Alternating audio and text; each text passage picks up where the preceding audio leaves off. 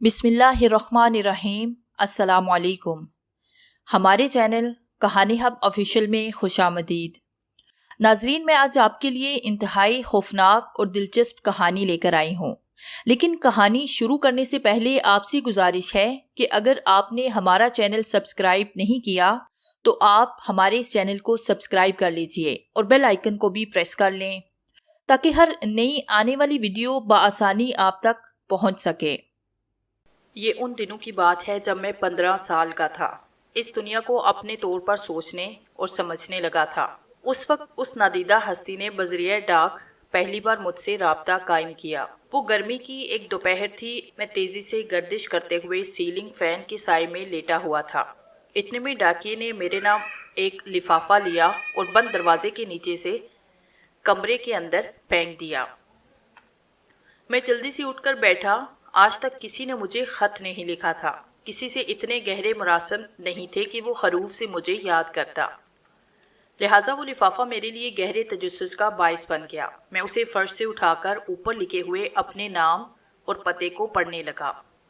चूँकि मैं तहरीर शनासी का माहिर नहीं हूँ, इसलिए लिफाफा देखकर मजमून भांप ना सका।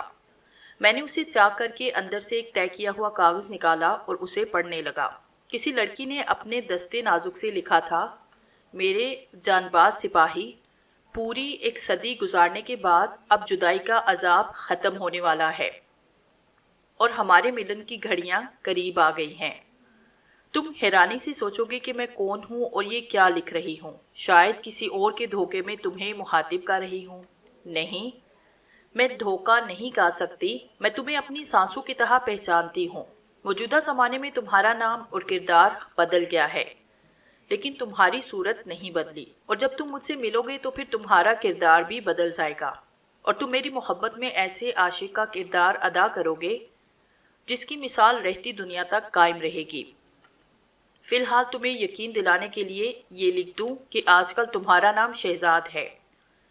ये खत ठीक इसी पते पर पहुंचेगा जहां तुम रहते हो। अब तुम 15 साल के हो चुके हो, मगर इश्क व मोहब्बत के मामले में तुम्हारा जहन अभी कच्चा है। मैं नहीं चाहती कि ऐसी कच्ची उम्र में कोई ऐसी वैसी लड़की तुम्हारे करीब आए, तुम्हें मोहब्बत का फ़रेब दे और उसके नतीजे में तुम मोहब्बत से बेजार हो जाओ। बेजारी का मतलब ये होगा कि तुम्हें मेरी वफ़ाओं का भी यकीन नहीं आएगा। मोहब्बत एक ऐसी नेमत है जिससे सिर्फ बदनसीब बेजार होते हैं। वक्ती तौर पर जज्बात में बह जाने का नाम मोहब्बत नहीं। मेरी मोहब्बत अब वक्ती नहीं, पूरी एक सदी का अहाता करते हुए इस तहरीर की सूरत में तुम्हारे पास आ पहुंची है। आज तुम अपने हाथों में ये तहरीर देख रहे हो, कल अपने बाजू में मुझे देखोगे, लेकिन अभी वो कल ज़रा दूर है। तुम्हारी मौजूदा उम्र को देखकर ये कहना पड़ता है कि अभी कमसिन है, बालिम जवां होने दें। तुम्हें कमसिन कहने का मतलब ये नहीं कि मैं बूढ़ी हूँ। नहीं, अगर मुझ पर बुढ़ापा आता तो बुढ़ापे के बाद मौत भी आ जाती। उम्र के आगे बढ़ते रहने का मतलब ये होता है कि इंसान मौत की तरफ बढ़ता रहता है। लेकिन मैं तुम्हारे बगैर मरना नहीं चाहती, इसलिए उम्र की ऐसी मंजिल पर ठहर गई हूँ जहाँ कोई मुझे बूढ़ी नहीं कह सकता। तुम भी मुझसे मिलने और मुझे देखने के बाद मेरी सही उम्र का तयन नहीं कर सकोगे। मेरा जी तो चाहता है कि मैं अभी तुम्हारे पास आ जाऊं, मगर कुछ ऐसी मजबूरियां हैं कि अपनी ये ख्वाहिश पूरी नहीं कर सकती। फिर ये भी ज़रूरी है कि मुझे देखने से पहले तुम्हारे दिल में मेरे लिए वही शदीद मोहब्बत पैदा हो जाए जिस मोहब्बत की खातिर तुम 100 साल पहले अपनी जान पर खेल गए थे। मेरे जानबाज सिपाही, उस गुजरे हुए वक्त को याद करो। अपनी सोच को उस दौर में ले जाओ जहाँ हम विसालो फुरकत के कितने ही प्यार बड़े और दर्द बड़े लम्हात गुजार चुके हैं। चश्मे तसव्वुर में मेरा धुंधलका सा हाका भी आए तो शौके दीद से मेरी तस्वीर मुकम्मल कर लो। उसे देखो और देखते रहो और मेरी तमन्ना करते रहो। फ़कत तुम्हारी एक तारीखी मोहब्बत, सोसन रॉबर्ट उर्फ मालका। मैं हद पढ़कर सोचने लगा कि वो कौन लड़की है जो मुझसे ऐसा मजाक कर सकती है। उस वक्त वो ख़त मेरे लिए एक मजाक ही था। भला ये भी कोई यकीन करने वाली बात थी कि कोई औरत 100 साल से मेरा इंतज़ार कर रही है। उसने मेरी उम्र सही बताई थी। इन दिनों मैं 15 बरस का था, लेकिन उसके ख्याल के मुताबिक कच्चे जहन का लड़का नहीं था। इतनी सी उम्र में मैं दोबारा जेल खाने में सरकारी मेहमान रहकर आ गया था। رات کو گشت کرنے والا سپاہی کھڑکی سے جھانک کر میری حاضری لیا کرتا تھا اور مطمئن ہو کر چلا جاتا کہ میں کسی واردات کے لیے اپنے مکان سے غیر حاضر تو نہیں ہوں۔ میں نے اس خط کو بار بار پڑھا اور یہ پڑھ کر بار بار غصہ آیا کہ وہ مجھے کمسن بچہ سمجھتی ہے، اس کی ایسی کی تیسی۔ اگر وہ میرے سامنے ہوتی تو میں اسے اچھی طرح بتا دیتا کہ میں بچہ ہوں یا وقت سے پہلے جوان ہو چکا ہوں۔ ویسے اس بات کا اعتراف کرتا ہوں کہ اس نے ایسی آفاقی اور تاریخی محبت کا خط لکھ کر مجھ پر نفسیاتی اثر ڈالا تھا، میری کچی جوانی کے دھندلے دھندلے سے جذبات کو رومانس کی طرف موڑ دیا تھا۔ کئی بار ایسا ہوا کہ اسے دل و دماغ سے نکال دینے کے باوجود بے خیالی میں بے اختیار اس کے متعلق سوچتا چلا گیا۔ اکثر نیند کی حالت میں یوں لگتا جیسے صدیوں پرانی بھٹکنے والی محبت کی پیاسی روح سفید ریشمی لباس پہنے میری خوابگاہ میں آ گئی ہے اور مجھے محبت کے آداب سکھا رہی ہے۔ وہ کچھ عرصے تک خیالی محبت میں کھویا رہا۔ کئی بار میں نے سوچا کیا واقعی 100 سال پہلے میں سوسن نامی کسی انگریز لڑکی کا محبوب تھا جس کا نام مالکہ بھی تھا، لیکن میرے ذہن نے اسے تسلیم نہ کیا۔ چشمے تصور میں کتنی ہی حسین لڑکیوں کے چہرے آئے، ہر چہرے پر یہی گمان ہوتا تھا کہ سوسن کا حسین مکھڑا ہے، مگر اس مکھڑے کی جگہ جلد ہی کسی دوسرے چہرے کا گلاب کھل جاتا تھا۔ رفتہ رفتہ مجھ پر دیوانگی سی طاری ہونے لگی۔ میں ہر روز اس کے دوسرے خط کا انتظار کرتا تھا، لیکن خط نہیں آیا۔ راہ چلتے ہر نوجوان اور حسین لڑکی مجھے سوسن نظر آتی۔ میں سوچتا یہی وہ اور ابھی وہ میرے قریب آئے گی، مگر وہ قریب سے گزر کر چلی جاتی اور میں اپنی دیوانگی پر جھلا کر رہ جاتا۔ پھر ایک دن میں نے اس پر اسرار حسینہ کے خط کو کھول کر پڑھا تو اس میں لکھی ہوئی تاریخ پڑھ کر اپنی حماقت پر اور جھنجھلا گیا۔ خط میں 1 اپریل کی تاریخ تھی۔ کسی نے اپریل فول بنانے کی خاطر مجھے بیوقوف بنایا تھا۔ میں نے غصے سے اس خط کے ٹکڑے ٹکڑے کر دیے۔ پھر رومانس کے لیے جو چاہت جاگی تھی اس کی کمی پوری کرنے کے لیے میں دوسری عورتوں سے دلچسپی لینے لگا۔ 1 سال کے بعد پھر اسی طرح ایک لفافہ موصول ہوا۔ لفافے پر لکھا ہوا نام اور پتہ پڑھ کر میں نے پہچان لیا کہ یہ اسی عیار حسینہ کا فراڈ نامہ ہے۔ میں نے فوراً ہی ماچس کی تیلی سلگا کر اسے پڑھے بغیر نظر آتش کر دیا، کیونکہ وہ دوسرا خط دوسرے سال کی 1 اپریل کو آیا تھا۔ تیسرے سال بھی ابھی اسی ماہ اسی تاریخ کو تیسرا خط آیا۔ اس پر میں نے ڈاک خانے کی مہر کو پڑھا تو پتہ چلا کہ وہ اسی شہر سے آتا ہے۔ میں نے اسے بھی جلا ڈالا اور یہ ارادہ کیا کہ اس اپریل فول منانے والی کو ضرور تلاش کروں گا۔ وہ یقیناً مجھے اچھی طرح جانتی ہوگی، کہیں نہ کہیں مجھ سے ملتی ہوگی یا میرے سامنے سے گزرتی ہوگی۔ میں اس کی کسی حرکت سے یا اس کی کسی غلطی سے اسے پکڑنے کی کوشش کروں گا۔ اگر وہ خطے چڑھ گئی تو اس پھول بنانے والی کو پھول بنا کر مسل ڈالوں گا۔ میں ان عورتوں کی حرکات کا بغور جائزہ لینے لگا جو میری تنہائیوں میں آتی جاتی رہتی۔ انہیں میں بارہا آزمایا جو محبوبانہ انداز میں مجھ سے لفٹ لینے کی کوشش میں لگی رہتی، لیکن میری کوششیں رائیگاں گئی۔ میں اس اپریل فول منانے والی کی پرچھائی تک بھی نہ پہنچ سکا۔ اس کا نتیجہ یہ ہوا کہ اس شرارت کرنے والی سے میری دلچسپی اور بڑھ گئی۔ جو چیز حاصل نہ ہو سکے انسان اس کے لیے زیادہ تڑپتا ہے۔ وہ جلوہ جو اسراریت کے پردے میں چھپا ہوا ہو اسے بے نقاب کرنے کی ضد بڑھتی چلی جاتی ہے۔ میری بھی ضد بڑھتی گئی تو بعد میں مجھے احساس ہوا کہ اس طرح وہ میرے خیالوں کا مرکز بن گئی ہے۔ میری ہر سوچ گھوم پھر کر اسی کی خیالی تصویر پر آ کے ٹھہر جاتی۔ چالاک عورت ہمیشہ چور راستوں سے اپنا جادو جگاتی ہے۔ اس وقت تو میں 25 سال کا گبرو جوان بن چکا تھا اور وہ خیالی محبوبہ میرے دل و دماغ پر پوری طرح حاوی ہو چکی تھی۔ اس سال 1 اپریل کو اس کا خط آیا تو میں نے اسے نظر آتش نہیں کیا، بلکہ ایک عرصے کے بعد اسے کھول کر بڑی چاہت سے پڑھنے لگا۔ اس نے خط میں لکھا تھا، میرے محبوب، یہ کتنے افسوس کی بات ہے کہ میں تمہیں بلا رہی ہوں اور تم نہیں آ رہے۔ پچھلے خط میں نے اپنا نام اور پتہ لکھا تھا۔ مجھے یقین تھا کہ تم میری موجودہ رہائش گاہ کا علم ہوتے ہی میرے پاس دوڑے چلے آؤ گے، لیکن تم نہیں آئے اور میری آنکھیں انتظار کرتے کرتے آنسو سے بھیگتی رہی۔ اس بار بھی قوی امید ہے کہ تم آؤ گے۔ اگر میرا پچھلا خط تمہیں موصول نہیں ہوا یا وہ ضائع ہو چکا ہے اور تمہاری یادداشت میں میرا پتہ محفوظ نہیں تو میں دوبارہ اپنا پتہ لکھ رہی ہوں۔ تم یہ خط پڑھتے ہی فوراً چلے آؤ، اب نہ آئے تو میں مر جاؤں گی۔ میرے مکان کا نمبر 221 ہے۔ یہ مکان محسن روڈ کے بائیں طرف رام گلی میں ہے، لیکن یہاں آنے سے پہلے چند ضروری باتیں اچھی طرح ذہن نشین کر لو۔ ان دنوں میں ایک شریف گھرانے میں پرورش پا رہی ہوں۔ میرے موجودہ والدین صوم و صلات کے پابند ہیں اور مسلمان ہونے کی حیثیت سے میرے پردے کا خاص خیال رکھتے ہیں۔ تم یہاں آ کر براہ راست مجھ سے ملاقات نہیں کر سکو گے۔ میرے والدین یہ کبھی پسند نہیں کریں گے کہ میں کسی نامحرم کے سامنے جاؤں یا پردے میں رہ کر گفتگو کروں۔ اتنی پابندیوں کے باوجود میں کوشش کروں گی کہ تم مجھے ایک بار ضرور دیکھ لو۔ تم مکان کے سامنے آؤ گے تو میں دروازے یا کھڑکی تک آنے کا کوئی بہانہ تلاش کر لوں گی۔ اگر کوئی بہانہ کام نہ آیا تو تم آدھی رات سے پہلے مکان کے پچھلے دروازے پر آنا، وہ دروازہ کھلا رہے گا اور میں تمہاری منتظر رہوں گی۔ میں ہر سال مارچ کی 31 تاریخ کو خط لکھتی ہوں تاکہ 1 اپریل کو تمہیں خط مل جایا کرے۔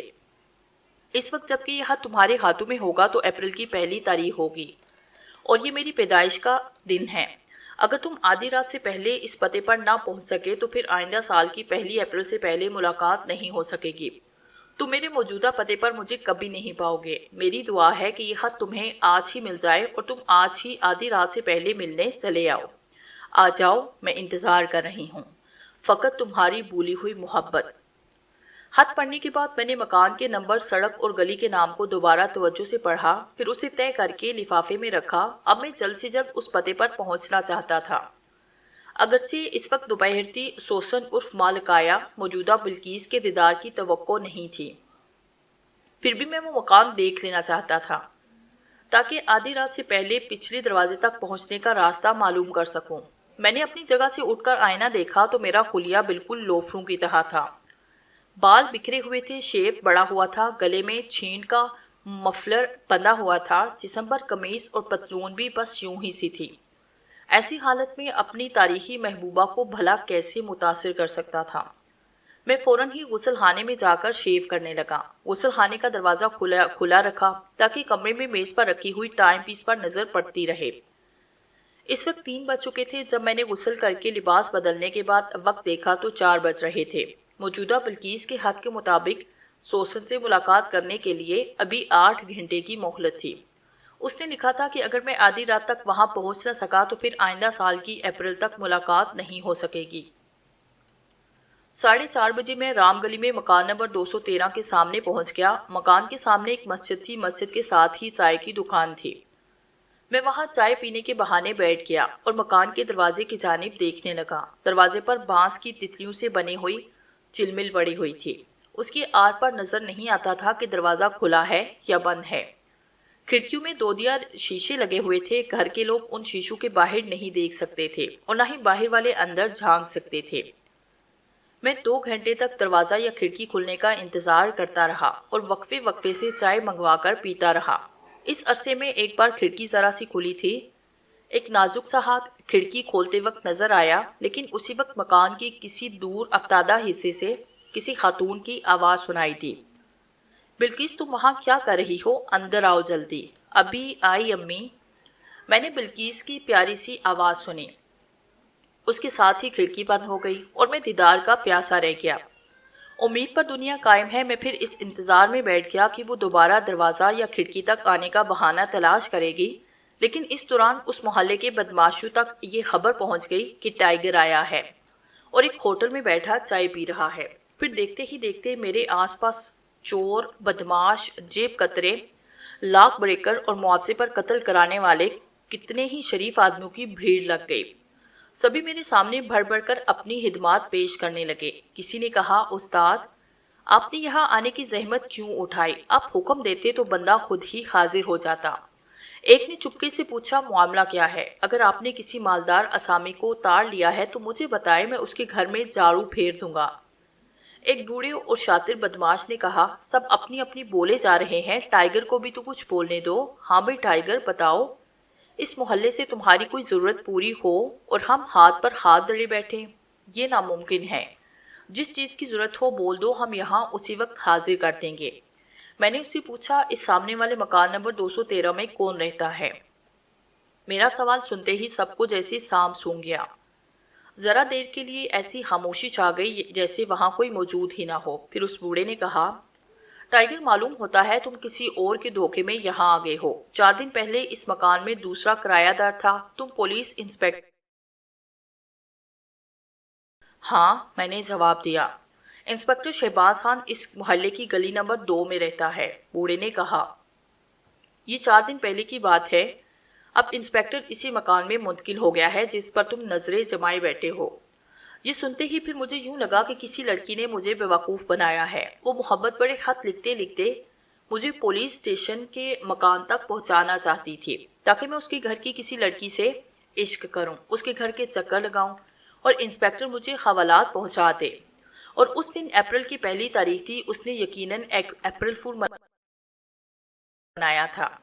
فرضی عشق کا چکر چلا کر مجھے پولیس اسٹیشن کے دروازے تک پہنچایا تھا۔ میں اندر ہی اندر غصے سے تلملانے لگا۔ میں ان بدماشوں کے سامنے یہ نہیں کہہ سکتا تھا کہ ایک لڑکی ہر سال مجھے خط لکھ کر اپریل فول مناتی ہے اور مجھ جیسا شاطر بیوقوف بن جاتا ہے۔ میں نے غصے کو ضبط کرتے ہوئے کہا، ہاں مجھے غلط اطلاع ملی ہے۔ دراصل مجھے اطلاع دینے والے نے بھی غلط نہیں کہا تھا۔ اس نے 4 دن پہلے بتایا تھا کہ رام گلی کے مکان نمبر 213 میں ایک کنجوس بوڑھی عورت رہتی ہے جس کے پاس اصلی موتیوں کا ہار ہے۔ بہرحال میں نے یہاں آنے میں دیر کر دی۔ میں بہت دیر تک ان کے پاس بیٹھا باتیں کرتا رہا، پھر کسی طرح ان لوگوں سے پیچھا چھڑا کر وہاں سے چلا آیا۔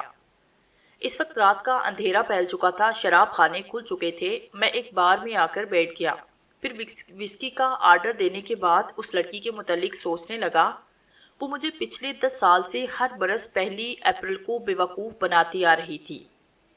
یہ تو اچھا ہی ہوا کہ پچھلے کئی برس تک میں نے اس کے خطوط نہیں پڑھے، انہیں چلا کر راہ کر دیتا تھا۔ اس پر پتہ نہیں کیسے مجھ پر عشق کا بھوت سوار ہو گیا کہ میں اس کے فریب میں آ گیا۔ اب میں وسکی کا ایک ایک گھونٹ لیتا ہوا سوچ رہا تھا کہ وہ کمبخت کون ہے، واقعی کوئی لڑکی ہے یا پھر میرا کوئی دشمن جو بڑی خوبصورتی سے محبت میں مبتلا خط لکھ کر مجھے جانی یا مالی نقصان پہنچانا چاہتا ہے۔ خط کی تحریر اور تحریر کے انداز سے ظاہر ہوتا ہے کہ واقعی کوئی لڑکی مجھے خط لکھتی ہے، لیکن یہ بھی ہو سکتا تھا کہ کوئی دشمن کسی لڑکی سے لکھواتا ہو۔ ایسا ممکن تھا۔ میں نے قسم کھا لی کہ اب عشق و محبت کے چکر میں نہیں پڑوں گا اور بڑی خاموشی سے اس پر اسرار ہستی تک پہنچنے کی کوشش کروں گا۔ وہ ہستی مرد ہو یا عورت، اگر وہ خط آ گئی تو میں اسے زندہ نہیں چھوڑوں گا۔ پینے کے دوران بار کی ایک لڑکی میری میز پر آئی، لیکن میں نے اسے لفٹ نہ کرائی۔ اس وقت ہر لڑکی مجھے اپنی دشمن نظر آ رہی تھی۔ پہلے تو جی میں آیا کہ کسی لڑکی کو لفٹ کروا کے کسی ویرانے میں لے جاؤں اور وہاں اس کے کپڑے اتار کر اتنے ڈنڈے ماروں کہ وہ ہاتھ جوڑ کر اپریل فول منانے کا اقرار کر لے اور معافی مانگنے لگے، لیکن اب اسے کسی ویرانے میں لے جانے کا وقت نہیں تھا۔ رات کے 11:30 بج رہے تھے۔ مجھے 12 بجے تک اپنے مکان میں پہنچنا ضروری تھا کیونکہ میرے علاقے کے تھانے سے ایک سپاہی رول کال کے لیے آدھی رات کو آیا کرتا، اس لیے میں بار سے اٹھ کر باہر آ گیا۔ چونکہ ایک لڑکی طویل عرصے سے مجھے بیوقوف بنا رہی تھی اور میں تلاش بسیار کے باوجود اس کی گرد کو بھی نہ پا سکا، اس لیے شرمندگی مٹانے کی خاطر میں نے بہت زیادہ پی لی تھی۔ لیکن میں اس قدر پینے کا عادی ہوں، لڑکھڑاتے ہوئے اور ٹھوکریں کھاتے ہوئے اپنے مکان کے احاطے میں پہنچ گیا۔ ٹھیک اسی وقت تھانے سے ایک سپاہی میری حاضری لینے کے لیے آیا۔ اس نے مجھے دیکھتے ہوئے کہا، شہزاد صاحب، معلوم ہوتا ہے بہت زیادہ پی لی ہے۔ وہ مجھ جیسے مجرم کو صاحب اس لیے کہتا تھا کہ میں اس کی جیب ہمیشہ گرم رکھتا۔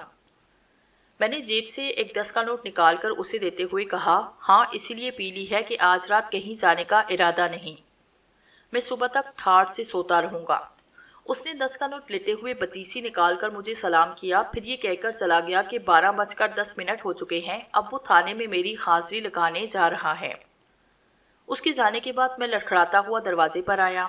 دروازہ ایک ذرا سا کھلا ہوا تھا۔ میں وہیں کھڑے ہو کر سوچنے لگا کہ وہ دروازہ کیسے کھلا۔ میں تالا لگا کر گیا تھا، یہ روز کا دستور تھا۔ میں باہر جاتے وقت دروازے پر تالا ڈال دیتا تھا، لیکن اس وقت کنڈی کھلی ہوئی تھی اور تالا غائب تھا۔ مجھے خطرے کا احساس ہوا تو میں اپنا چاقو نکالنے کے لیے جیب میں ہاتھ ڈالنے لگا۔ مجھے اچھی طرح یاد ہے کہ نشے کی زیادتی کے باعث میرا ہاتھ جیب میں نہیں جا رہا تھا بلکہ جیب کے آس پاس پھسل رہا تھا۔ بڑی مشکل سے چاقو نکال کر میں نے دروازے پر سے للکارا، اندر کون ہے؟ باہر آؤ۔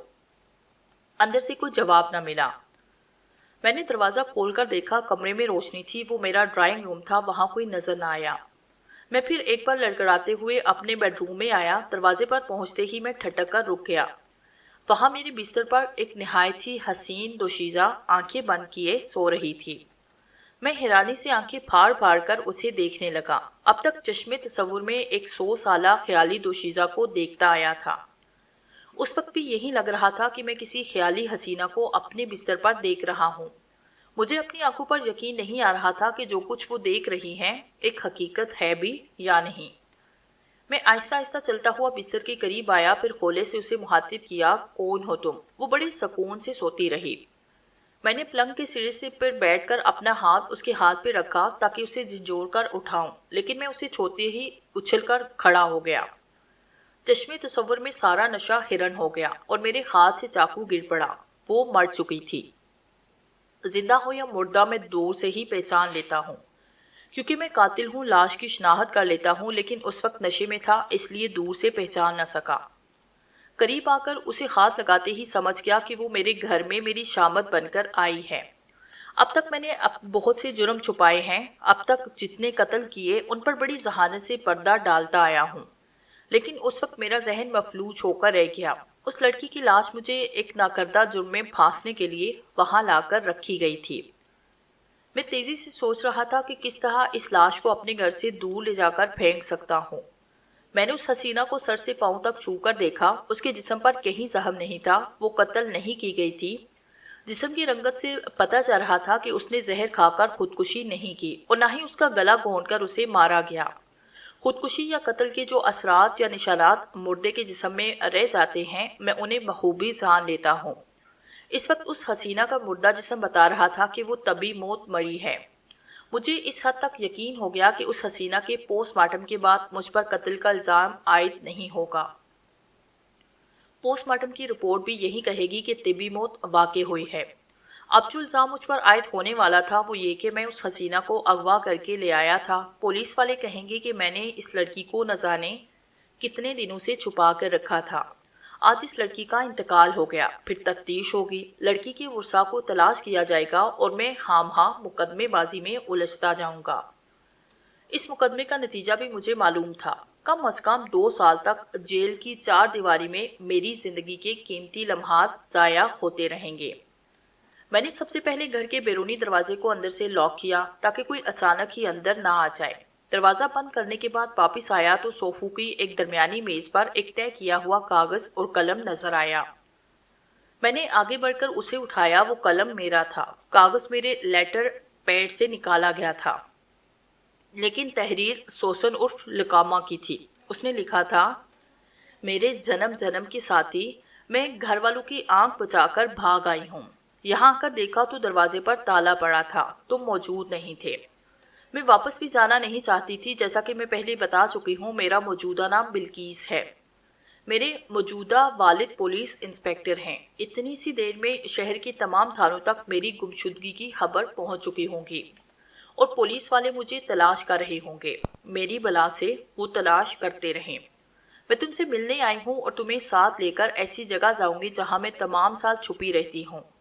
آج میں تمہیں اپنے ساتھ لے کر ہی جاؤں گی، اسی لیے میں تالا توڑ کر اندر آ گئی ہوں اور 2 گھنٹے سے تمہارا انتظار کر رہی ہوں۔ اتنا پڑھ کر میں ذرا دیر کے لیے رکا۔ مجھے اس بات سے دلچسپی نہیں تھی کہ وہ مجھے اپنے ساتھ کہاں لے جانا چاہتی تھی۔ میرے تو یہ پڑھ کر ہوش اڑ گئے کہ میرے گھر میں پولیس انسپکٹر شہباز خان کی اکلوتی بیٹی بلقیس کی لاش پڑی ہے۔ اب تو عدالت مجھے سزا دیتی، وہ ایک الگ سی بات ہوتی۔ شہباز خان مجھے ایسی اذیتیں پہنچاتا کہ مجھے زندگی سے موت بہتر نظر آتی۔ میں تیزی سے چلتا ہوا بیڈ روم میں آیا اور سہمی ہوئی نظروں سے بلقیس کی لاش کو دیکھنے لگا۔ اس وقت وہ میرے لیے بلقیس ہی تھی۔ میں کبھی یقین نہیں کر سکتا تھا کہ سوسن رابرٹ مجھ سے ملاقات کرنے بلقیس کے روپ میں آئی تھی۔ وہ نہیں، کوئی دشمن آیا تھا اور بلقیس کی لاش چھوڑ کر چلا گیا تھا۔ مجھ پر ہر لمحے بدحاسی طاری ہو رہی تھی، حالانکہ قتل و غارت کے سنگین اوقات میں میرے ہوش و حواس پوری طرح کام کرتے تھے۔ میں اپنی حاضر دماغی سے بڑے جرم پر پردہ ڈال دیا کرتا، مگر اس وقت میری کھوپڑی میں برف جم گئی تھی۔ میں لاش کو ٹھکانے لگانے کی تدبیریں سوچ رہا تھا اور کوئی تدبیر سمجھ میں نہیں آ رہی تھی۔ میرے دل میں یہی دڑکا لگا ہوا تھا کہ شہباز خان مجھ جیسے بدنام مجرم کے مکان کی تلاشی لینے نہ پہنچ جائیں۔ ایک خیال آیا کہ گڑھا کھود کر اس کی لاش کو چھپا دوں۔ مکان کے سامنے جو چھوٹا سا لان تھا وہی کھدائی ہو سکتی تھی، لیکن سامنے سڑک تھی۔ اتنی رات کو وہاں سے کوئی گزرنے والا یہ ضرور سوچتا کہ میں مٹی کیوں کھود رہا ہوں، یا پڑوس والے میری اس حرکت کو نوٹ کر سکتے تھے۔ میں محلے پڑوس والوں کو یہ بھی نہیں کہہ سکتا تھا کہ بلقیس میری کزن یا کوئی عزیز تھی، کیونکہ میں اس دنیا میں بالکل تنہا ہوں۔ یہ بات محلے والے بھی جانتے ہیں اور تھانے کچہری والے بھی میرے اگلو پچھلوں کا پورا ریکارڈ لکھتے ہیں۔ میرے اپنے حالات میرے سامنے تھے، اور ان حالات کے پیش نظر میں اس لاش کو اپنے مکان کی چار دیواری سے باہر نہیں لے جا سکتا تھا۔ اگر میں اپنے کمروں کے کسی فرش کو کھود کر اسے دفن کرنا چاہتا تو پختہ فرش کوسنے کی آواز رات کے سناٹے میں دور تک سنائی دیتی۔ میں تھک ہار کر ایک کرسی پر بیٹھا۔ سوسن رابرٹ کا خط اب تک میرے ہاتھ میں تھا۔ میں یہ سوچ کر اسے پڑھنے لگا کہ شاید لکھنے والے کی تحریری لغزش سے دشمن کا پتہ چل سکے۔ میں نے اسے کھول کر جہاں تک پڑھا تھا اسے آگے پڑھنے لگا۔ آگے لکھا تھا، اب 11:30 بج رہے ہیں، نہ جانے تم کب آؤ گے۔ میں تمہیں پہلے بتا چکی ہوں کہ آدھی رات کے بعد مجھ سے ملاقات نہیں ہو سکے گی۔ 12 بجتے ہی میری روح واپس چلی جائے گی اور بلقیس کا یہ جسم مردہ ہو جائے گا۔ میں خدا سے دعا مانگ رہی ہوں کہ تم ابھی اور اسی وقت چلے آؤ۔ نہیں آؤ گے تو پھر پورے 1 سال کے بعد 1 اپریل کو ملاقات ہوگی۔ دراصل مجھ سے ایک زبردست غلطی ہو گئی۔ میں نے تم سے ملاقات کرنے کے لیے بلقیس جیسی پردہ نشین لڑکی کا روپ اختیار کیا۔ اس کی وجہ سے پردے سے باہر نہیں آ سکی، تمہاری آمد کا انتظار کرتی رہی۔ مجھے کیا معلوم تھا کہ اس بار بھی میرا خط تمہیں نہیں ملے گا، یا ملے گا تو بھی اسے پڑھ کر تم مجھ سے ملنے نہیں آؤ گے۔ تم کتنے سنگ دل ہو۔ آخر میں ہی بلقیس کے والدین کو دھوکہ دے کر ان کے گھر سے نکل آئی۔ اب 11:15 کا وقت ہے اور تم ابھی تک نہیں آئے۔ آ جاؤ میرے محبوب۔ یہ وقت وصال اور جدائی کے لمحات کی اہمیت کو نہیں سمجھتا۔ یہ وقت گزرتا ہی جاتا ہے اور گزرتا ہی جا رہا ہے۔ میرے ہاتھ سے امید کا دامن چھوٹتا ہی جا رہا ہے۔ اب میں تمہاری خوابگاہ میں جا رہی ہوں، وہاں جا کر آرام سے لیٹ جاؤں گی۔ اگر تم 1 منٹ پہلے بھی آ گئے تو تم سے 2 باتیں کر لوں گی، ورنہ ہمارے نصیب میں سال بھر کی طویل جدائی ہے۔ میں اپنی آئندہ سالگرہ کے دن تم سے ضرور ملوں گی۔ میرے سنگ دل شہزاد، آنا ہے تو اب بھی آ جاؤ، ورنہ خدا حافظ۔ تمہاری بچھڑی ہوئی محبت، سوسن رابرٹ عرف مالکہ۔ خط پڑھنے کے بعد میں نے اس نادیدہ سوسن رابرٹ کو ہزاروں گالیاں دی۔ وہ الو کی پٹھی ابھی تک خطوط کے ذریعے 100 سالہ محبوب کا کردار ادا کر رہی تھی۔ وہ سمجھ رہی تھی کہ میں بے وقوف ہوں اور اس کے ڈرامائی انداز کے خطوط پڑھ کر عشق میں مبتلا ہوتا رہوں گا۔ میرے دل و دماغ میں اب دور دور تک عشق و محبت کا پتہ نہیں تھا۔ میں نے اس خط کے ٹکڑے ٹکڑے کر دیے، دوسرے لفظوں میں سوسن رابرٹ کے خیالی وجود کے ٹکڑے کر دیے۔ اس کے بعد میں نے کرسی کی پشت سے سر ٹیک کر آنکھیں بند کی اور تھوڑی دیر کے لیے دماغ سے تمام پریشانیوں کو جھٹک کر سکون سے اس پر غور کرتا رہا۔ پھر میں مستعد ہو کر اپنی جگہ سے اٹھا۔ میری الماری میں ایک تیزاب کی بوتل رکھی ہوئی تھی۔ میں نے اسے الماری سے نکال کر غسل خانے میں رکھا، پھر بلقیس کی لاش کو اٹھا کر وہاں لے آیا۔ اسے غسل خانے کے فرش پر لٹا کر میں نے اپنے منہ اور ناک پر اچھی طرح کپڑا باندھا تاکہ بدبو سے محفوظ رہوں۔ پھر میں بوتل کھول کر اس پر تیزاب ڈالنے لگا۔ تھوڑی دیر میں بوتل خالی ہو گئی۔ لاش کا بیشتر حصہ گل رہا تھا۔ خون اور گوشت پانی کی طرح بہہ کر گٹر کی طرف جا رہا تھا۔ اس کے علاوہ گوشت کے چھوٹے بڑے قطرے اور ریشے بھی بہہ رہے تھے۔ اب مجھے حماقت کا احساس ہوا کہ ان کی وجہ سے گٹر بند ہو جائے گا۔ انہیں گلانے کے لیے مزید تیزاب کی ضرورت تھی۔ میں فوراً ہی غسل خانے سے نکلا۔ شاور کھلا ہوا تھا۔ میں نے دروازے کو باہر سے بند کیا۔ مکان سے باہر آ کر میں نے بیرونی دروازے پہ تالا ڈالا، برآمدے سے اپنی موٹر سائیکل نکالی اور 2-4 بوتل تیزاب کا انتظام کرنے چل پڑا۔ فضل اسٹریٹ میں میرا ایک واقف کار رہتا تھا۔ وہ گورنمنٹ کی سائنس لیبارٹری میں مال سپلائی کرتا تھا۔ وہ لیبارٹری کی ضرورت کے مطابق جو مال سپلائی کرتا اس میں سے کچھ بچا کر اپنے گھر رکھ لیتا اور اونے پونے دام لے کر دوسری جگہ چوری کا مال فروخت کر دیتا۔ چوری کا مال اکثر رات کی تاریکی میں فروخت ہوتا ہے، اس لیے مجھے تیزاب کی بوتلیں حاصل کرنے میں کوئی دقت پیش نہ آئی۔ 1 گھنٹے کے بعد میں اپنے مکان کے ذرا دور آ کر رک گیا۔ وہاں اپنی موٹر سائیکل پر بیٹھے ہی بیٹھے میں نے مکان کے آس پاس کے دور دور تک دیکھا کہ میرا کوئی دشمن یا پولیس والے میری طاق میں ہیں یا نہیں۔ ویسے خطرے کی کوئی بات نہیں، میں مطمئن ہو کر گاڑی سٹارٹ کی اور اپنے مکان تک پہنچ گیا۔ جب میں تالا توڑ کر اب باہر جاتا ہوں تو اس تالے کو اوپر کی طرف الٹ کر جاتا ہوں۔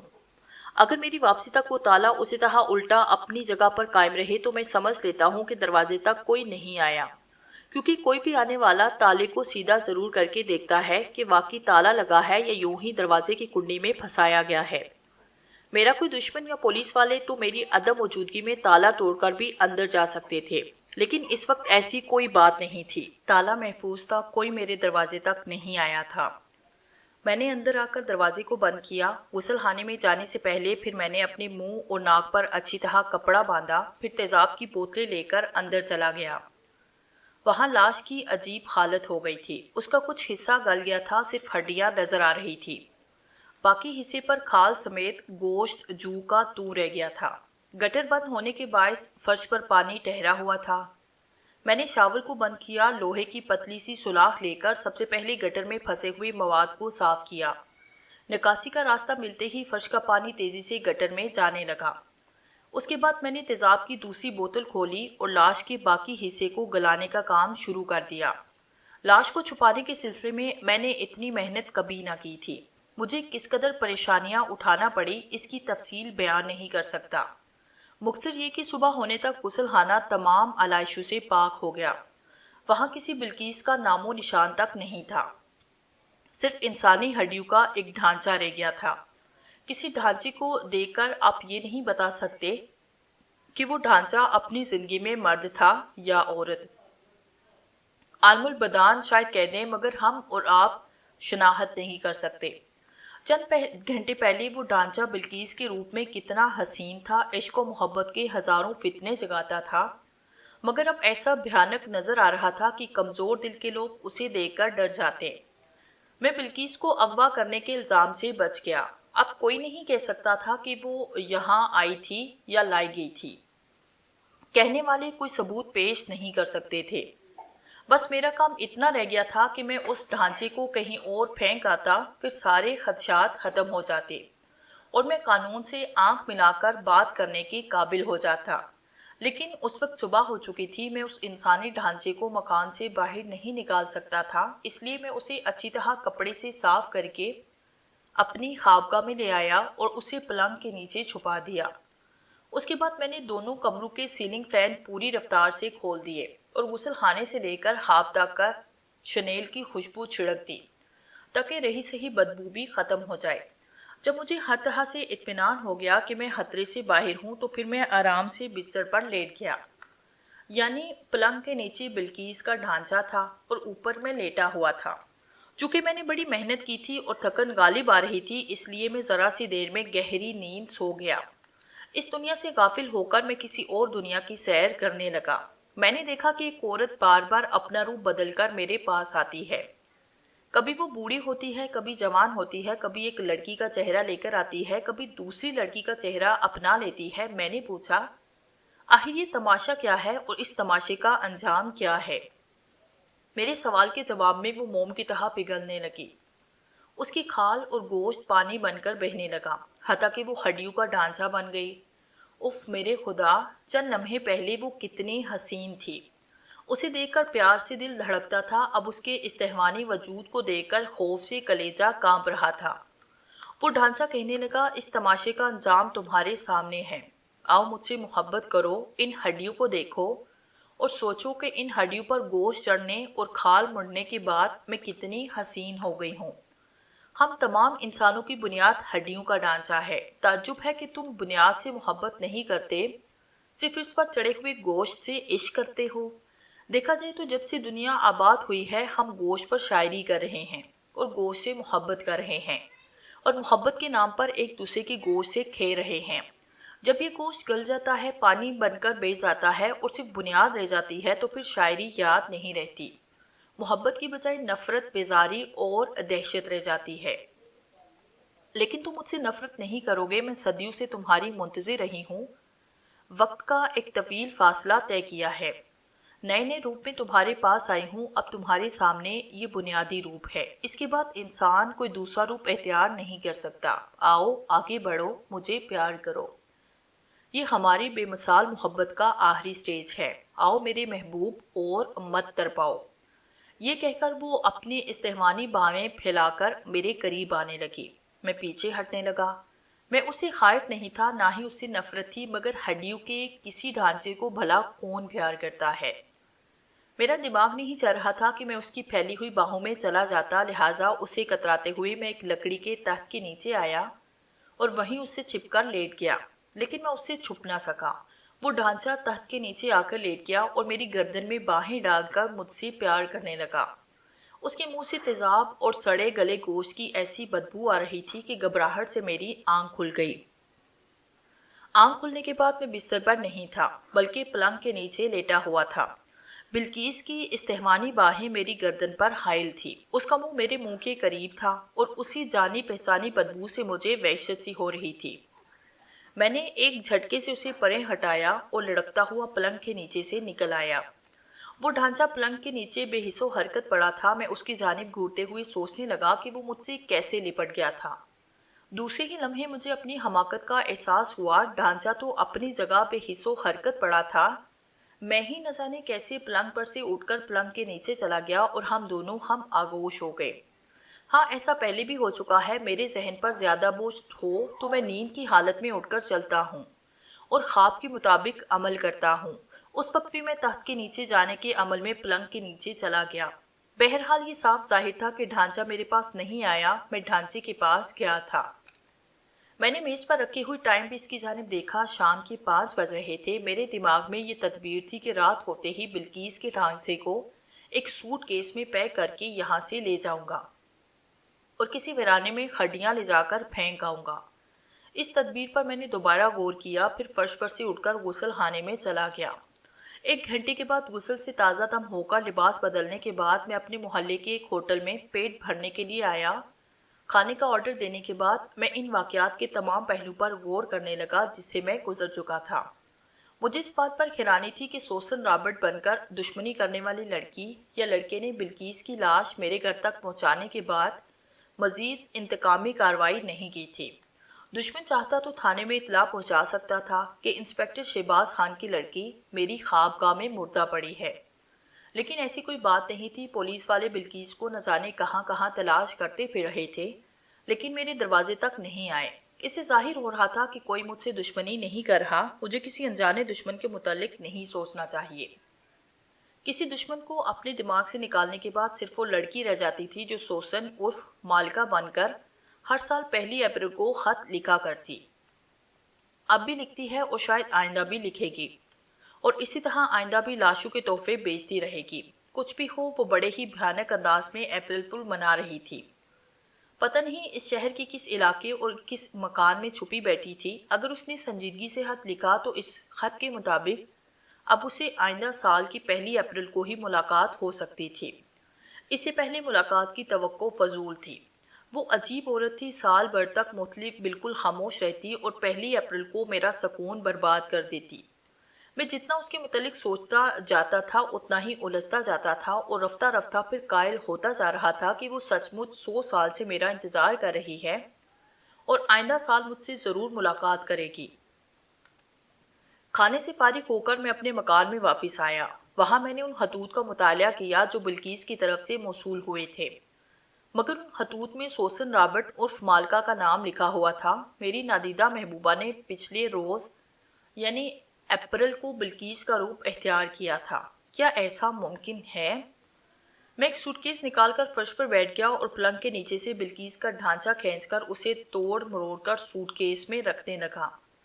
میں نے سوچا کہ اگر اس ڈھانچے کو کہیں چھپانے تک کوئی مصیبت نہ آئی، کسی نے دشمنی نہیں کی اور کوئی پولیس والا دروازے پر نہ آیا تو میں تسلیم کر لوں گا کہ جو کچھ بھی مجھ پر گزری یہ سب میری 100 سالہ محبوبہ کا کارنامہ ہے۔ سوٹ کیس میں ہڈیاں رکھنے کے بعد میں نے اسے ایک چادر سے ڈھانپا، پھر اس چادر پر اپنے پہننے کے چند جوڑے رکھنے لگا۔ اسی وقت دروازے پر دستک ہوئی۔ میں اچانک اچھل پڑا۔ وہ دستک خطرے کی گھنٹی تھی۔ میں نے فوراً ہی سوٹ کیس کو الماری کے اوپر رکھا تاکہ وہ نظر آتا رہے۔ جو چیز نگاہوں کے سامنے ہو اس پر کسی کو شبہ نہیں ہوتا۔ اسی دوران دوبارہ دستک ہوئی۔ میں نے دوسرے کمرے میں آ کر دروازہ کھولا۔ باہر انسپکٹر شہباز خان 2 سپاہیوں کے ساتھ کھڑا تھا۔ دروازہ کھلتے ہی شہباز خان نے ہاتھ میں پکڑے ہوئے ڈنڈے سے مجھ پر برسانا شروع کر دیا۔ مجھے بہت دیر سے اطلاع ملی ہے کہ تم کل میرے علاقے میں آئے تھے اور میرے مکان کے سامنے والے ہوٹل میں بہت دیر تک بیٹھے رہے۔ اگر تم اپنی زندگی سلامت چاہتے ہو تو سچ بتاؤ کہ میری لڑکی کہاں ہے، جلدی بتاؤ کہاں ہے۔ وہ تیش میں آ کر میرے گریبان کو پکڑ کے جھنجھوڑنے لگا۔ میں نے عاجزی سے کہا، جناب، میں نے آج تک آپ کی صاحبزادی کی پرچھائی تک نہیں دیکھی۔ میں بڑی سے بڑی قسم کھانے کو تیار ہوں۔ یہ کہہ کر میں بڑی بڑی قسمیں کھانے لگا، لیکن اس نے اعتبار نہ کیا۔ مجھ پر تابڑ توڑ گھونسے برساتا ہوا مجھے ایک صوفے پر لا کر گرا دیا۔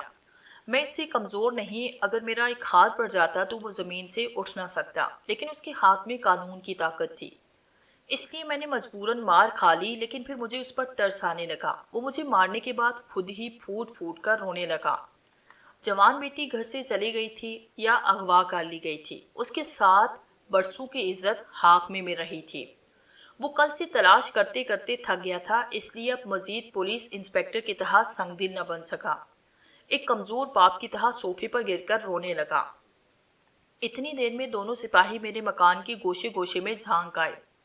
وہ کبھی سوچ بھی نہیں سکتے تھے کہ جس لڑکی کو وہ تلاش کر رہے ہیں وہ خوابگاہ کی الماری کے اوپر سوٹ کیس کے اندر بند ہے، اور اگر وہ سوٹ کیس کھول بھی لے تو انسپکٹر ایک باپ ہو کر بھی اپنی بیٹی کو پہچان نہ سکے گا۔ وہ ایک سالم جیتی جاگتی لڑکی کو تلاش کرنے آئے تھے۔ ان کا دھیان ایک چھوٹے سے سوٹ کیس کی طرف نہیں گیا۔ وہ مجھے پکڑ کر تھانے لے گئے اور مجھے ڈرا دھمکا کر اور مار پیٹ کر بلقیس کے متعلق پوچھنے لگے۔ وہاں میرے علاوہ شہر کے اور بھی چھٹے ہوئے بدماش تھے، ان پر بھی یہی ظلم ہوتا رہا، لیکن مجھے آدھی رات کے بعد چھوڑ دیا گیا، کیونکہ میری ہسٹری شیٹ میں یہ داغ نہیں لگا تھا کہ میں نے کبھی کسی لڑکی کو اغوا کیا ہے۔ اس لیے انہوں نے مجھے وارننگ دے کر جانے کی اجازت دی تھی۔ گھر آ کر میں نے سوچا کہ خطرہ اب بھی سر پر منڈلا رہا ہے، مجھے فوراً ہی بلقیس کی ہڈیوں سے چھٹکارا حاصل کرنا چاہیے۔ یہ سوچ کر میں نے وہ سوٹ کیس اٹھایا، برآمدے میں آ کر اسے موٹر سائیکل کے کیریئر پر باندھا، پھر دروازے پر تالا لگا کر میں وہاں سے چل پڑا۔ لیکن میں زیادہ دور نہ جا سکا، پولیس کی ایک جماعت نے مجھے چاروں طرف سے گھیر لیا۔ بعد میں پتہ چلا کہ میری طرح دوسرے بدماشوں کو بھی محض وارننگ دے کر چھوڑ دیا گیا، اور ان کے پیچھے پولیس کے آدمی لگ گئے تھے۔ دوسروں کا حشر کیا ہوا میں نہیں جانتا، مگر میرے سوٹ کیس سے انسانی ہڈیاں برآمد ہو گئی۔ مقصر یہ کہ تھانے سے عدالت تک مجھ سے یہی سوالات کیے گئے کہ وہ ہڈیاں کس کی ہیں، میں انہیں کہاں سے لایا ہوں اور سوٹ کیس میں رکھ کر کہاں لے جا رہا تھا۔ میں یہی جواب دیتا رہا کہ وہ ہڈیاں میں نے ایک شکستہ قبر سے حاصل کی ہیں۔ ان دنوں میں کالا علم سیکھ رہا ہوں، اس مقصد کے لیے میں ان ہڈیوں کو سوٹ کیس میں رکھ کر قبرستان کی طرف جا رہا تھا۔ قانون کا کالا علم سیکھنے کی اجازت نہیں دیتا، لہٰذا اس لحاظ سے بھی میں مجرم تھا، لیکن بلقیس کے کسی سلسلے میں مجھ پر کوئی الزام ثابت نہ ہو سکا۔ میں سزائے موت سے بچ گیا۔ کالا علم سیکھنے کے جرم میں اتنی سزا ملی کہ مقدمہ بازی کے دوران 6 ماہ تک جیل میں رہا، پھر عدالت کے فیصلے کے مطابق 500 روپے جرمانہ ادا کر کے بری ہو گیا۔ 6 ماہ تک میری آمدنی کے ذرائع ختم ہو گئے تھے اور اخراجات بڑھ گئے تھے۔ جیل سے آتے ہی میں ایسا کوئی دھندا نہیں کرنا چاہتا تھا جس سے پھر جیل واپس آنا پڑتا، اس لیے میں شکار کی طرف مائل ہو گیا۔ اونچی سوسائٹی میں کوئی سونے کی چڑیا تلاش کرنے لگا۔ جیسا کہ میں پہلے کہہ چکا ہوں، اونچی سوسائٹی میں لڑکیاں کیلے کے چھلکے پر چلتی ہیں، اس لیے نہایت آسانی سے کم از کم مجھ پر پھسل جاتی ہیں۔ اتنی آسانی کے باوجود اونچی کوالٹی کا شکار کھیلتے کھیلتے 3 ماہ گزر گئے۔ 3 ماہ کے بعد جب وہ میرے دام پر آئی تو مجھے احساس ہوا کہ دراصل میں اس پر ڈورے نہیں ڈال رہا تھا، بلکہ وہ بڑی خاموشی سے مجھے پھانس رہی تھی۔ اس وقت میں نے اس عورت کی شکار کھیلنے والی خاموش اداؤں کو نہیں سمجھا۔ بہرحال چھری خربوزے پر گرے یا خربوزہ چھری پر گرے، بات ایک ہی تھی۔ ہم دونوں ایک دوسرے کی ضرورت بن گئے۔ وہ ٹیکسٹائل ملز کے مالک کی اکلوتی بیٹی تھی۔ سوسائٹی میں صرف اس کے حسن و شباب کے نہیں، رئیسانہ شان و شوکت کے بھی چرچے تھے۔ ہر روز اس کے متعلق ایک نیا سکینڈل تیار ہوتا کہ شہناز کل فلاں مل اونر کے ساتھ دیکھی گئی یا فلاں پرنس کے ساتھ ان دنوں مصروف ہیں۔ لوگ طرح کی باتیں ہی بناتے رہے اور میں نے اس حسینہ کو ہتھیا لیا۔ پھر یہ سوچ کر کہ کوئی مجھ سے بڑا گلفام اسے اپنی طرف مائل نہ کر لے، میں نے فوراً ہی شہر سے دور کسی پرفضا پہاڑی مکان پر وقت گزارنے کا پروگرام بنایا۔ میں اپنے رومانس کی تفصیل پیش نہیں کرنا چاہتا، جلد از جلد اپنی داستان کے اس حصے میں آنا چاہتا ہوں جہاں شہناز کا اصلی روپ میرے سامنے آیا تھا۔ ایک رات کا ذکر ہے، ہم ایک پہاڑی ڈاک بنگلے میں ٹھہرے ہوئے تھے۔ شہناز بستر پر اوندھی لیٹی ہوئی بیڈ لیمپ کی روشنی میں اپنے ڈیڈی کو خط لکھ رہی تھی۔ ہاتھ میں میرا ذکر تھا، وہ میری تعریف کرتے ہوئے اپنی پسند کا اظہار کر رہی تھی کہ وہ مجھے اپنا جیون ساتھی بنانا چاہتی ہے۔ بڑے لوگوں کو اپنی لڑکیوں پر بڑا اعتماد ہوتا ہے، وہ جانتے ہیں کہ ان کی بیٹی جس کے ساتھ وقت گزار رہی ہے اسے داماد بنانے کے لیے ہر قیمت پر خرید لیا جائے گا۔ اگر وہ فریبی ثابت ہوا تو اپنے اثر و رسوخ سے اسے جیل کی سلاخوں کے پیچھے بیچ دیا جائے گا۔ بڑے لوگ چاہیں تو بڑی بڑی اذیتوں میں مبتلا کر سکتے ہیں۔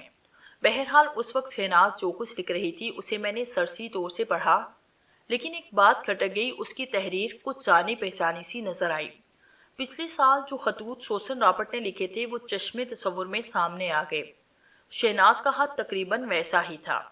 میں نے تعجب سے کبھی اس تحریر کو اور کبھی شہناز کے حسین مکھڑے کو دیکھنے لگا۔ مجھے یقین نہیں آ رہا تھا کہ یہ وہی اپریل فول بنانے والی لڑکی ہے۔ میں بہت دیر تک اسے خاموشی سے دیکھتے ہوئے سوچتا رہا کہ اس سے کسی طرح حقیقت معلوم کروں۔ اگر وہ مجھے بیوقوف بناتی رہی تھی تو کبھی اپنی غلطیوں کا اعتراف نہیں کرے گی، کیونکہ اس کی وجہ سے میں ایک قتل کے الزام میں ملوث ہوتے ہوتے رہ گیا تھا۔ جب اس نے خط لکھ کر بیڈ لیمپ کے قریب رکھا اور لائٹ آف کرنے لگی تو میں نے اس کا ہاتھ پکڑا۔ بتی نہ بجاؤ، تمہارے حسن و شباب کی حشر سامانیاں اندھیرے میں ڈوب جاتی ہیں۔ یہ کہہ کر میں نے اسے اپنے بازو میں بھرا اور ہولے ہولے محبت سے اسے چومنے لگا۔ رفتہ رفتہ اس پر نشہ طاری ہونے لگا تو میں نے کہا، شہناز، تمہیں آغوش میں لے کر جو محسوس ہوتا ہے جیسے تم جنم جنم سے میرے ساتھ ہو۔ ہم دونوں تقریباً 100 سال سے ایک دوسرے کو جانتے ہوں۔ ہاں، اس نے جذباتی انداز میں جواب دیا۔ کبھی کبھی مختصر سی ملاقات صدیوں پرانی ملاقات معلوم ہوتی ہے۔ یہ کتنا رومانٹک آئیڈیا ہے کہ ہم 100 سال سے ایک دوسرے کو چاہتے ہیں۔ مجھے ایسے لگتا ہے کہ میں ایک صدی سے خوابوں میں تمہیں تلاش کر رہی ہوں۔ میں نے کہا، یہ خط و کتابت کے ذریعے بھی تلاش کیا جاتا ہے۔ کیا ایسا نہیں ہو سکتا کہ تم خوابوں میں مجھے خط لکھتی رہی ہو؟ ہاں، کیوں نہیں ہو سکتا؟ میرا فیملی ڈاکٹر کہتا ہے کہ بعض لڑکیاں نیند کی حالت میں چلتی ہوئی لکھنے کی میز پر جاتی ہیں اور کئی صفحات کے خطوط لکھ ڈالتی ہیں۔ کہ تمہارے متعلق ڈاکٹر نے یہ نہیں بتایا کہ تم شہزاد نامی کسی اجنبی کو خط لکھتی رہی؟ نہیں، ڈاکٹر نے میرے متعلق ایسی کوئی رائے قائم نہیں کی، لیکن میں نیند کی حالت میں خط لکھنے کے خوبصورت مرض میں مبتلا ہونا چاہتی تھی۔ میں اکثر سوچتی ہوں کہ اگر میں نیند کی حالت میں اپنی لا علمی میں اپنے انجانے محبوب کو خط لکھوں اور اسے پوسٹ کروں اور پھر زندگی کے کسی موڑ پر سچ مچ اس انجانے محبوب سے ملاقات ہو جائے تو زندگی ایک رومانی تصوراتی داستان کی طرح خوبصورت ہو جائے گی۔ اب میں سوچ رہی ہوں کہ میرے ساتھ رنگین اور دلچسپ واقعات پیش آ رہے ہیں۔ مجھے یوں لگتا ہے کہ میں خط لکھا کرتی تھی اور تمہارے نام پوسٹ کرتی تھی۔ تم انہی خطوط کی زنجیروں میں بندھے ہوئے میرے پاس آ گئی۔ کیا ایسا ممکن نہیں ہے؟ میں اسے باتوں سے بہلا کر پوچھ رہا تھا، لیکن وہ ایسے جواب دے رہی تھی جیسے مجھے باتوں سے بہلا رہی ہو۔ وہ کسی طرح انجان بن کر کہہ رہی تھی کہ میں خطوط کی زنجیروں سے بندھا ہوا اس کے پاس آ گیا ہوں۔ بہرحال اتنا سمجھ میں آ گیا کہ وہ مجھ سے اپنی اصلیت چھپا رہی ہے۔ میں نے اسے مزید کریدنے کی کوشش نہیں کی، کیونکہ وہ کبھی تسلیم نہ کرتی کہ اس کی وجہ سے میں کتنی ہی مصیبتوں سے گزر چکا ہوں۔ اب میں یہ سوچنے لگا کہ مجھے اس کے ساتھ کیسا سلوک کرنا چاہیے۔ ابھی تو وہ اپنی دولت سے مجھے فیض پہنچا رہی تھی اور صبح شام اپنی جوانی کی سوغات پیش کرتی رہی تھی۔ ابھی اس کی مہربانیوں سے ہر طرح کا عیش و آرام میسر تھا۔ میں اسے کوئی نقصان پہنچا کر خود کو مالی اعتبار سے نقصان نہیں پہنچانا چاہتا تھا۔ ایسے وقت مصلحت سے کام لینا ضروری تھا۔ میں نے یہ فیصلہ کیا کہ مجھے اس سے پورا فائدہ اٹھانا چاہیے اور ہر لمحہ محتاط رہنا چاہیے۔ اگر میں اس پر کڑی نظر رکھوں گا تو وہ جو چال بھی چلے گی اس کا علم مجھے ہو جائے گا۔ اس وقت وہ میری دوست بھی تھی اور دشمن بھی۔ میں اس کے بدن کی تفریح گاہ میں رنگین لمحات بھی گزار رہا تھا اور اس سے محتاط بھی تھا۔ تقریباً 10:30 بجے میں اپنے بیڈ پر چلا آیا اور اپنے بیڈ پر آنکھیں بند کیے پڑی تھی۔ تھوڑی دیر کے بعد اس نے کن اکھیوں سے میری جانب دیکھا، پھر بیڈ لیمپ کو بجھا دیا۔ کمرے میں گہری تاریکی چھا گئی۔ کھڑکی کے راستے برآمدے کی دھیمی روشنی آ رہی تھی۔ ذرا دیر کے بعد آنکھیں اس دھیمی روشنی کے سہارے کمرے کی تاریکی میں دیکھنے لگی۔ وہ بستر پر چاروں شانے چک لیٹی تھی۔ میں بہت دیر تک نیم تاریکی میں اسے گور کر دیکھتا رہا۔ وہ بے حس و حرکت پڑی ہوئی تھی۔ میری نظریں بھٹکتی ہوئی دیوار پر لگے ہوئے کیلنڈر پر گئی۔ کھڑکی سے آنے والی روشنی سیدھی کیلنڈر پر جا رہی تھی۔ اس وقت مجھے پتہ چلا کہ اس دن مارچ کی 31 تاریخ تھی۔ رات کے 11:30 بج رہے تھے۔ آدھے گھنٹے کے بعد 31 تاریخ ختم ہونے والی تھی اور اپریل کی پہلی تاریخ شروع ہونے والی تھی۔ میں یک بیک اٹھ کر بیٹھا۔ مجھے یاد آ گیا کہ سوسن نے آخری خط میں میرا انتظار کرتے ہوئے لکھا تھا کہ اگر مجھ سے ملاقات نہ ہوئی تو آئندہ سال کی 1 اپریل کو آ کر ملاقات کرے گی، اور دیکھتے ہی دیکھتے 1 سال گزر گیا۔ اب 1 اپریل کے لیے صرف 20 منٹ رہ گئے تھے۔ میں نے اس پر شہناز کی جانب دیکھا تو مجھے خطرے کا احساس ہوا۔ میں چشمے تصور میں 1 سال پیچھے چلا گیا۔ میرے سامنے بستر پر بلقیس کی لاش پڑی تھی، ٹھیک اسی طرح شہناز میرے سامنے ایک لاش کی طرح نظر آ رہی تھی۔ میں اپنے بیڈ سے اتر کر اس کے بیڈ پر آیا۔ قریب سے دیکھنے پر واقعی وہ بے جان نظر آ رہی تھی۔ میں نے اس کے ہاتھ پہ ہاتھ رکھا۔ وہ ہاتھ زندگی کی حرارت سے خالی تھا۔ شہناز مر چکی تھی۔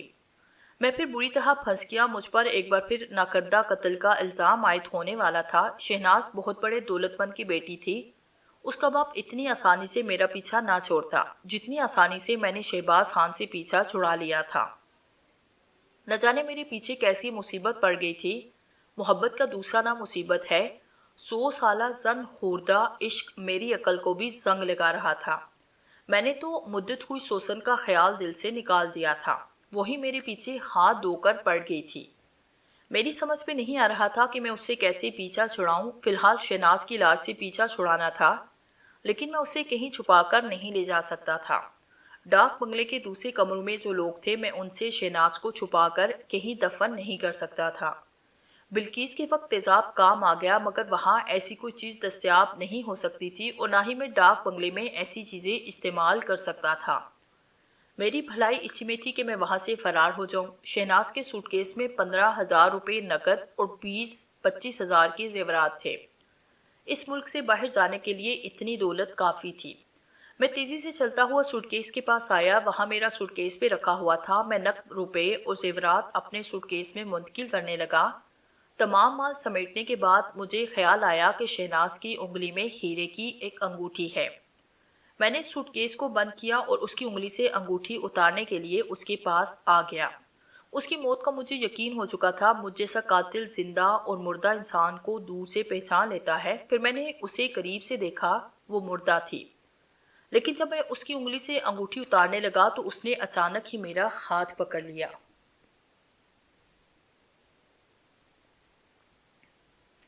میری اوپر کی سانس اوپر ہی رہ گئی۔ میں عین وقت چوری کرتے ہوئے پکڑا گیا۔ وہ کم وقت مردہ بن کر مجھے دھوکہ دے رہی تھی۔ مجھ جیسا تجربہ کار قاتل بھی دھوکہ کھا گیا۔ ابھی میں سوچ ہی رہا تھا کہ اسے کیا کہوں، وہ بڑی محبت سے مجھے پکارتی ہوئی اٹھ بیٹھی اور میری گلے میں باہیں ڈال کر بولی، او گاڈ، میں کتنی خوش نصیب ہوں، برسوں کی جدائی کے بعد آج میں نے تمہیں پا لیا۔ میں نے تعجب سے پوچھا، یہ تم کیا کر رہی ہو؟ ہم تو تقریباً 3 ماہ سے ایک دوسرے کے ساتھ ہیں، اور تم بول رہی ہو کہ آج تم نے مجھے پا لیا۔ وہ مسکرانے لگی۔ میں وہ نہیں جس کے ساتھ تم نے 3 ماہ گزارے ہیں۔ میں تمہاری 100 سالہ محبت ہوں۔ میں تمہاری سوسن ہوں، مجھے تم مالکہ کہا کرتے تھے۔ میں ایک جھٹکے سے اس سے الگ ہوا۔ وہ دوبارہ میری طرف بڑھنے لگی تو میں نے ہاتھ اٹھا کر کہا، رک جاؤ، میرے قریب نہ آنا۔ تم اب تک سوسن یا مالکہ بن کر مجھے دھوکہ دیتی رہی۔ تم نے مجھے ایک ناکردہ قتل کا مجرم بنایا۔ تمہاری وجہ سے میں نے 6 ماہ جیل میں گزارے، جرمانہ بھی ادا کیا۔ تم نے مجھے کتنا نقصان پہنچایا یہ صرف میں ہی جانتا ہوں۔ تمہاری جیسی اپریل فول بنانے والے بڑے باپ کی بیٹی میرے نقصان کا اندازہ نہیں کر سکتی۔ آخر تم نے مجھے ہی کیوں نشانہ بنایا؟ دنیا میں اور بھی لوگ ہیں۔ پھر یہ کہ ہم 3 ماہ سے ایک ساتھ ہیں، اب تو تمہیں سوسن رابرٹ والا مذاق ختم کر دینا چاہیے۔ تعجب ہے کہ تم اب بھی وہی ڈرامہ کھیل رہی ہو۔ میرے شہزاد، یہ ڈرامہ نہیں ہے۔ میں شہزاد نہیں، کچھ دیر پہلے جو شہناز تمہارے ساتھ تھی وہ مر چکی ہے۔ میں تمہاری وہی سوسن ہوں جو تمہیں خط ہمیشہ لکھتی رہی ہے۔ تمہیں نیند کی حالت میں خط لکھنے کی بیماری ہے۔ تمہارے فیملی ڈاکٹر نے تمہارے ہی متعلق یہ بات کہی تھی۔ تم دماغی طور پر ایک مریضہ ہو اور تمہارا یہ مرض مجھے نقصان پہنچا رہا ہے۔ خدا کے لیے اب میرا پیچھا چھوڑ دو، مجھ میں اتنا حوصلہ نہیں کہ میں تم سے عشق کر سکوں۔ یہ کہہ کر میں اپنے سوٹ کیس کے پاس آیا، اسے اٹھا کر لے جانے لگا۔ وہ بستر سے اٹھ کر دوڑتی ہوئی میرے سامنے آ کر کھڑی ہو گئی۔ رک جاؤ شہزاد، تم مجھے غلط سمجھ رہے ہو، میں تمہاری غلط فہمی دور کر دوں گی۔ میری وجہ سے تمہیں جو نقصان پہنچا میں اس کی تلافی کروں گی۔ تم میرے ساتھ چلو، میں تمہیں ہیرے جواہرات کے انبار میں لے جا کر بٹھا دوں گی۔ تم یقین کرو، میں تمہیں ایسی جگہ لے جاؤں گی جہاں تمہارے چاروں طرف دولت ہی دولت ہوگی۔ تم اسے ساری زندگی دونوں ہاتھوں سے لٹاتے رہو گے، تب بھی اس میں بال برابر کمی محسوس نہ ہوگی۔ محبت میں اتنی مٹھاس نہیں ہوتی جتنی کہ دولت میں ہوتی ہے۔ وہ اپنی 100 سالہ طویل محبت کا حوالہ دے کر مجھے روک نہیں سکتی تھی، لیکن اتنی ساری دولت کا چارہ ڈال کر میرے قدم روک لیے۔ میرے دماغ میں یہ بات آئی کہ اس کے دولت مند باپ نے بلیک منی کو ہیرے جواہرات کی صورت میں کہیں چھپا رکھا ہے، اور اس کی اکلوتی بیٹی مجھے اس خفیہ مقام تک لے جانا چاہتی ہے۔ پھر بھی میں نے احتیاطاً پوچھا، کیا تم مجھے دولت کا لالچ دے کر پھر کسی مصیبت میں پھنسانے کے لیے لے جا رہی ہو؟ میں ایسا احمق نہیں کہ تمہارے فریب میں آ جاؤں گا۔ یہ بول کر میں نے جیب سے چاقو نکالا اور اسے کھول کر شہناز کی گردن پر رکھتے ہوئے کہا، چلو تم مجھے کہاں لے جانا چاہتی ہو؟ اگر جہنم میں لے جاؤ گی تو تمہیں بھی میرے ساتھ چلنا ہوگا۔ وہ چپ چاپ میرے آگے چلنے لگی۔ کمرے کے باہر برآمدے میں آ کر میں نے محتاط نظر سے آس پاس دیکھا۔ دوسرے کمرے کے دروازے بند تھے، کوئی یہ دیکھنے والا نہیں تھا کہ میں ایک لڑکی کو چاقو کے اشارے پر لیے جا رہا ہوں۔ وہ چپ چاپ میرے آگے آگے چلنے لگی۔ کمرے کے باہر برآمدے میں آ کر میں نے محتاط نظر سے آس پاس دیکھا۔ کار کے قریب آ کر میں نے اسے ڈرائیو کرنے کے لیے کہا۔ وہ جواب میں عاجزی سے کہنے لگی، شہزاد میں تمہیں کیسے یقین دلاؤں کہ میں شہناز نہیں ہوں۔ میں گاڑی چلانا نہیں جانتی، وہ شہناز جس کی یہ گاڑی ہے اور جو اسے چلانا جانتی تھی وہ مر چکی ہے۔ کیا تم نے 12 بجنے سے 4 منٹ پہلے شہناز کے اس جسم کو مردہ نہیں پایا تھا؟ وہ بالکل درست کہہ رہی تھی، میں نے 12 بجے سے پہلے اسے مردہ پایا تھا، لیکن ایسا بھی ہو سکتا تھا کہ وہ حبس دم کی ماہر ہو، سانس روک کر مردہ بن گئی ہو۔ جس شہناز کو میں نے سر سے پاؤں تک چوما تھا وہ ہو بہو میرے سامنے کھڑی تھی۔ میں کیسے یقین کر لیتا کہ وہ کوئی سوسن رابرٹ ہے؟ میرے لیے تو وہ 100% شہناز تھی۔ نہ جانے وہ کیوں ڈرائیونگ سے انکار کر رہی تھی۔ میں خود ہی ڈرائیونگ سیٹ پر بیٹھا اور اسے اپنے ساتھ والی سیٹ پر بٹھا لیا تاکہ وہ میرے چاقو کی نوک سے قریب رہے۔ میں نے کار سٹارٹ کر کے آگے بڑھاتے ہوئے اسے سمجھایا کہ اگر اس کی طرف سے ذرا بھی خطرہ محسوس ہوا تو میں چاقو کے ایک ہی وار سے اس کا کام تمام کر دوں گا۔ میری باتیں سن کر وہ کہنے لگی، تم خام خواہ مجھ پر شبہ کر رہے ہو۔ دیکھو، یوں تو میں پچھلے 10 سال سے تمہیں ہر سال خط لکھتی آئی ہوں، لیکن کبھی تم سے ملنے کی خواہش نہیں کی۔ اس کی وجہ یہ ہے کہ تم جسمانی طور سے جوان تو ہو گئے تھے، لیکن ذہنی طور پر بچے تھے۔ اب سے 2 سال پہلے میں نے تمہاری عمر کا حساب لگایا تو تم 23 سال کے تھے۔ تب میرے دل میں یہ خواہش پیدا ہوئی کہ میں تمہاری آغوش میں چلی آؤں، مگر میں اپنے اصلی روپ میں نہیں آ سکتی تھی۔ میں نے پوچھا، تم اپنے اصلی روپ میں کیوں نہیں آ سکتی تھی؟ اس نے جواب دیا، یہ میں رنگ محل میں پہنچ کر بتاؤں گی۔ وہ خفیہ خزانہ جس کا میں ذکر کر چکی ہوں وہ اسی رنگ محل میں ہے۔ اس کی بات سن کر میری آنکھوں کے سامنے ایک نہایت ہی پرانی عمارت کا نقشہ ابھر آیا۔ وہ عمارت اب بھی ہمارے شہر میں ہے اور اسی کا نام رنگ محل ہے۔ وہ عمارت ایک بار نیلام میں فروخت ہوئی اور کئی بار ایک ہاتھ سے دوسری ہاتھ فروخت ہوتی رہی، لیکن کوئی خریدار وہاں چند ماہ سے زیادہ نہ رہ سکا۔ ہر خریدار اس عمارت کے نئے خریدار سے یہ بات چھپاتا رہا کہ وہ جگہ عصیب زدہ ہے، لیکن یہ بات چھپی نہ رہ سکی۔ اب برسوں سے وہ ویران پڑی ہوئی تھی اور وہ ایک صدی سے محبت کا دعویٰ کرنے والی مجھے اسی ویران رنگ محل میں لے جانا چاہتی تھی۔ میں جن بھوت اور عصیبی بلاؤں کا قائل نہیں تھا، لہٰذا میں اس عورت کے ساتھ بس یوں ہی جا رہا تھا، ورنہ حقیقت مجھے خفیہ خزانے کی کشش ادھر لے جا رہی تھی۔ بہرحال اس نے کہا، میں اپنے اصلی روپ میں نہیں آ سکتی اس لیے کہ میں کسی حسین لڑکی کا جسم حاصل کر کے تمہارے پاس آنا چاہتی تھی۔ میں تمہیں کسی خط میں لکھ چکی ہوں کہ 1 اپریل میری پیدائش کی تاریخ ہے۔ اپریل کی 2 تاریخ شروع ہونے سے پہلے 24 گھنٹے کے لیے میں اپنی زندگی کے سانسیں حاصل کرتی ہوں، اس کے بعد پھر 1 سال تک مردوں میں میرا شمار ہوتا ہے۔ ہاتھوں میں کہہ رہی تھی کہ 2 سال پہلے تم سے ملاقات کرنے کے لیے میں نے حسینہ نامی ایک نہایت ہی حسین لڑکی کا جسم حاصل کیا۔ وہ چوک بازار کی 15ویں گلی میں رہتی تھی۔ آدھی رات کو وہ اپنے بستر پر سو رہی تھی۔ میں سانسوں کے ذریعے اس کی ناک کے راستے اس کے جسم میں داخل ہوئی تو وہ پہلی حسینہ مر گئی۔ اس کے بدن میں 24 گھنٹے کے لیے میں زندہ ہو گئی۔ میں نے پوچھا، میں کیسے یقین کروں کہ تم ایک سال میں صرف 24 گھنٹے کے لیے زندگی حاصل کرتی ہو؟ اس نے جواب دیا، ذرا صبر کرو، تمہیں یقین آ جائے گا۔ میرے لیے 24 گھنٹے کی کوئی قید نہیں، میں جب تک چاہوں زندگی کی سانسیں حاصل کر سکتی ہوں۔ اب سے پہلے میں نے جب بھی تمہیں خط لکھا تو ہمیشہ 1 اپریل سے پہلے سانسیں حاصل کی۔ میں اپنے جنم دن سے ایک دن پہلے کسی لڑکی کا جسم حاصل کر لیتی تھی تاکہ میرا خط تمہیں 1 اپریل کو مل جایا کرے۔ میں نے پریشان ہو کر پوچھا، لیکن تم زندگی کی سانسیں کہاں سے اور کیسے حاصل کرتی ہو؟ سانسوں کے بینک سے۔ میں نے حیرانی سے اس کی طرف دیکھا، پھر ونڈ سکرین کے پار نظریں جماتے ہوئے پوچھا، یہ سانسوں کا بینک کیا ہوتا ہے؟ اس نے جواب دیا، جیسے تمہاری دنیا میں روپے پیسے کا بینک ہوتا ہے، ویسے ہی ہماری دنیا میں سانسوں کا بینک ہوتا ہے۔ وہاں میں نے اپنے اکاؤنٹ میں اتنی سانسیں جمع کرنی ہیں کہ اب اپنی موت کے معینہ وقت کے بعد بھی جب چاہتی ہوں 24 گھنٹے یا 48 گھنٹے کے لیے اپنے اکاؤنٹ سے سانسیں نکال کر زندہ ہو جاتی ہوں۔ مجھے تو یقین نہیں آتا کہ ایسا کوئی بینک ہو سکتا ہے۔ کالے علم کی بہت سی باتوں پر لوگوں کو یقین نہیں آتا۔ مجھے افسوس ہے کہ میں تمہیں سانسوں کے بینک کی تفصیل نہیں بتا سکتی کیونکہ میں خود کالے علم کے متعلق کچھ نہیں جانتی۔